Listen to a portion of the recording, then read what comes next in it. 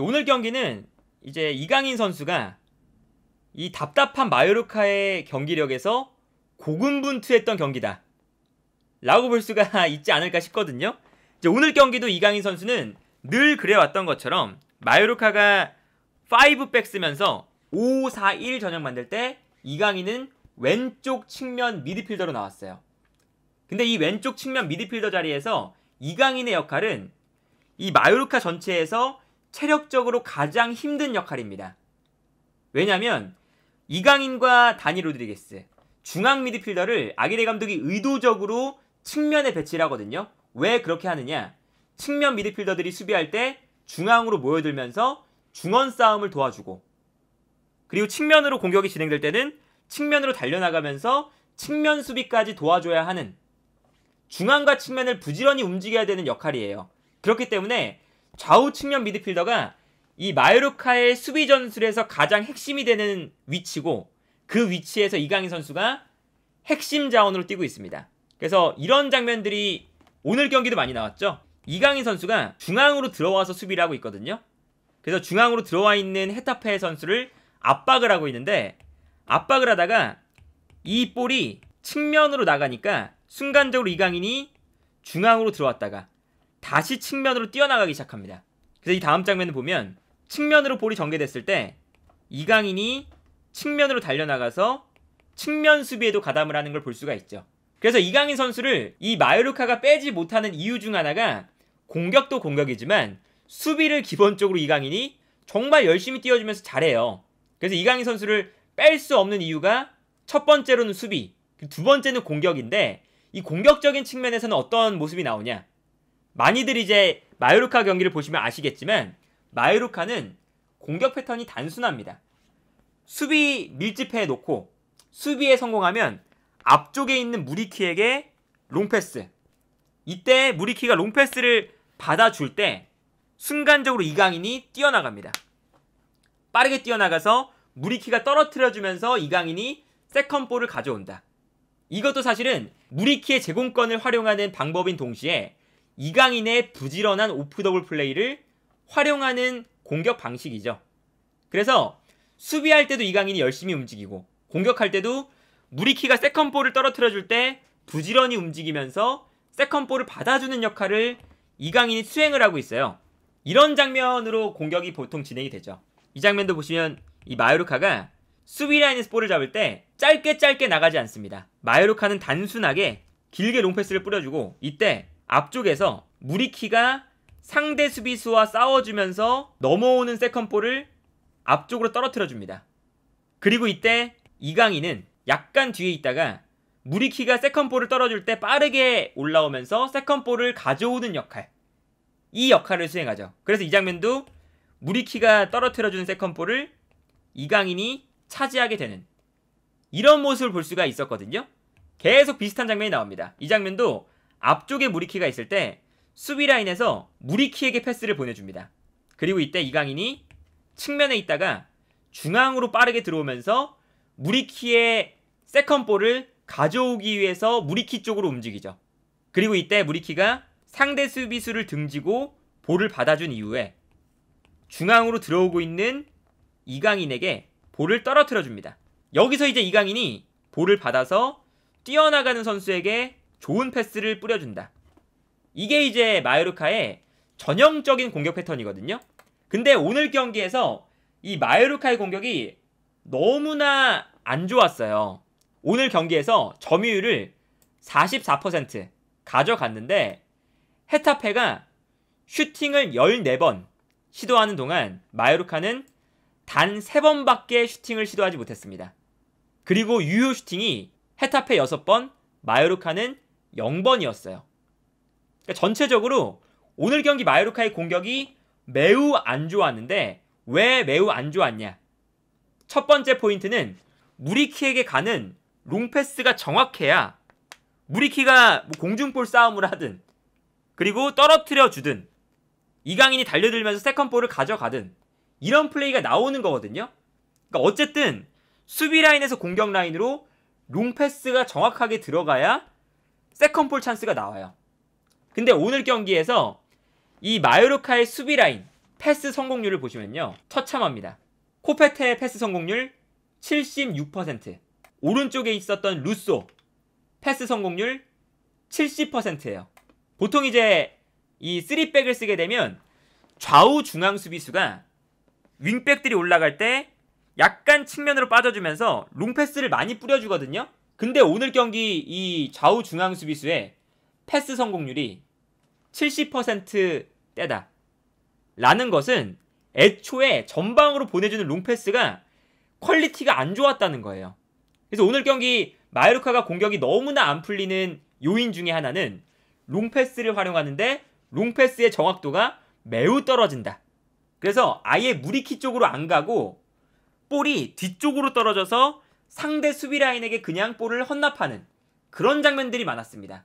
근데 여기서 그나마 이강인이 좋았던 건 뭐냐면 세컨볼을 가져가기 위해서 무리키 쪽으로 달려가는 움직임도 좋지만 무리키가 세컨볼을 떨어뜨려주지 못하거나 상대 수비에게 롱패스가 부정확하게 연결이 될 때, 이때 이강인이 세컨볼 찬스를 잡지 못한다고 하더라도, 세컨볼을 가져오지 못한다고 하더라도 압박을 빠르게 들어갑니다.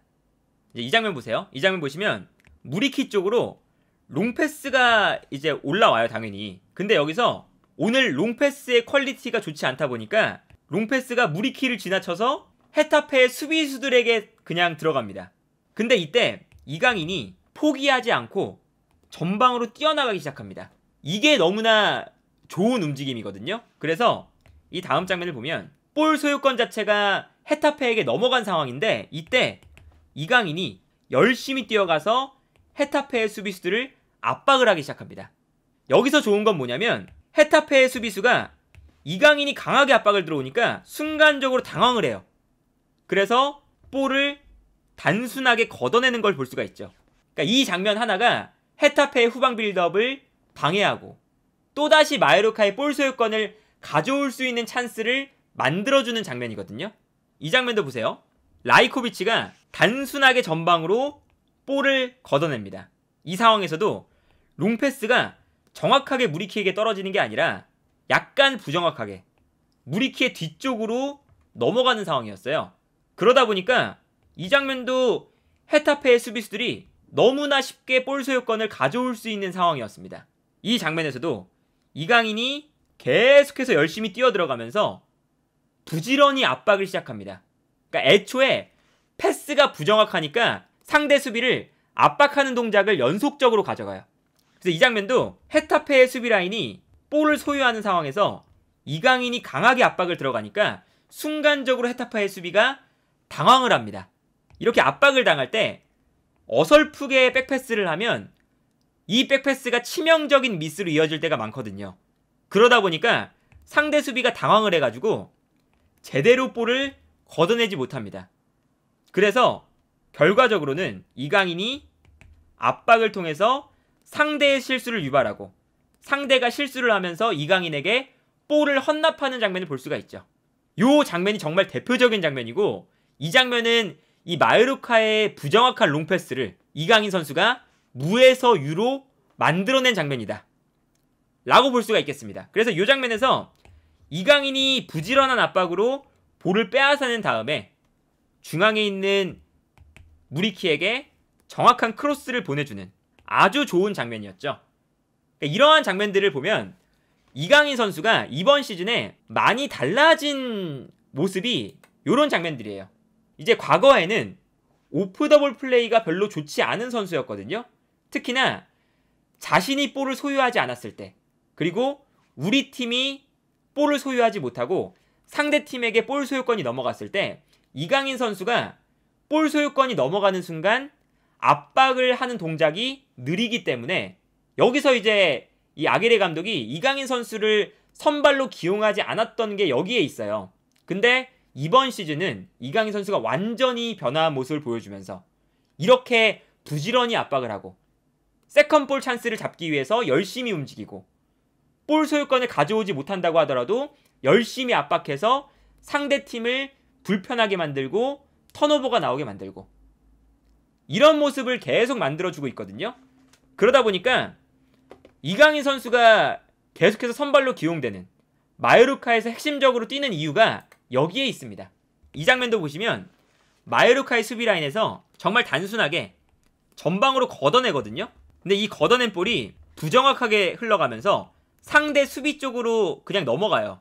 이게 사실은 거의 가능성이 없는 장면이잖아요. 상대 수비에게 넘어가는 장면인데 이강인이 부지런하게 그냥 압박을 합니다. 그러다 보니까 상대 수비가 당황을 하다 보니까 실수를 해서 앞쪽에 떨어뜨려요. 그러다 보니까 이 이강인이 부지런하게 움직였기 때문에 상대 수비의 실수를 이강인이 활용해서 볼을 가져오는 장면을 볼 수가 있었죠.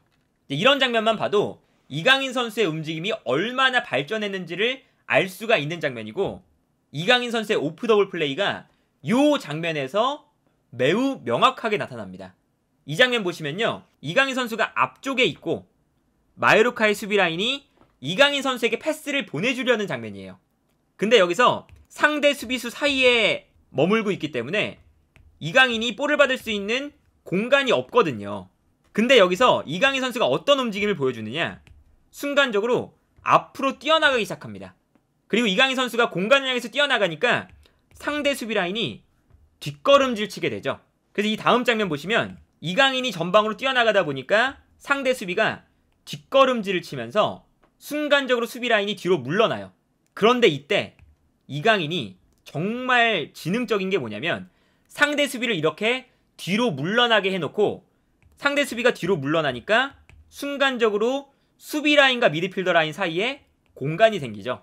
그러다 보니까 이강인이 뛰어나가다가 순식간에 방향을 바꿔서 다시 내려옵니다. 요 움직임이 되니까 앞쪽으로 패스를 보내줄 수가 있죠. 이미 상대 수비수는 이강인의 움직임 때문에 뒤로 물러나 있고 자연스럽게 상대 수비 라인 사이에는 공간이 발생하고 편안하게 볼을 받을 수 있는 공간을 자기가 스스로 만들어내는 장면입니다. 이 장면이 정말 인상 깊었고, 이강인 선수가 이번 시즌에 정말 부지런하게 움직이고 정말 똑똑하게 오프 더블 플레이를 가져가는구나 라는 것을 이제 알 수 있었던 장면이 아닐까 싶고요. 물론 이제 오늘 경기에서 이강인 선수가 영향력을 크게 가져갈 수 없는 경기였습니다. 왜냐면 아까 말씀드렸던 것처럼 공격 라인으로 나가는 패스 자체가 너무나 부정확했고, 오늘 마요르카가 너무 수비 라인을 내려앉은 상태에서 계속해서 헤타페에게 두드려 맞는 경기 흐름이었고, 심지어는 조금 따라가 보려 했더니 너무나 어이없이 수비 라인에서 뛰어들어가는 상대팀 공격수에게 정말 어이없는 패스 미스가 나오면서 실점까지 했죠. 너무나 어이없이. 마요르카가 오늘 경기를 사실은 거의 주도를 못했어요. 주도하는 시간이 거의 없었습니다. 그러다 보니까 자연스럽게 이강인 선수의 영향력도 많이 발휘될 수가 없는 경기이긴 했지만, 오늘 경기에서 이강인 선수의 플레이를 보면 분명히 이강인 선수가 이번 시즌 왜 잘하는 선수인지 알 수가 있는 플레이들이 많이 나왔다. 이강인 선수가 오늘 경기 이 안 풀리는 경기에서 고군분투했다 라는 것을 알 수가 있는 경기가 아니었나 싶습니다. 이강인 선수의 이제 경기를 보면 정말 열심히 뛰고, 정말 이제 마지막에는 너무 열심히 뛰다 보니까 체력이 약간 떨어지는 상태였어요. 그러다 보니까 이제 80분대에 교체가 됐는데, 어쨌든 이강인 선수가 이렇게 지난 시즌과 다르게 열심히 뛰는 선수로 변화했다. 이것만큼은 확실하게 보여줬던 경기가 아니었나 싶습니다.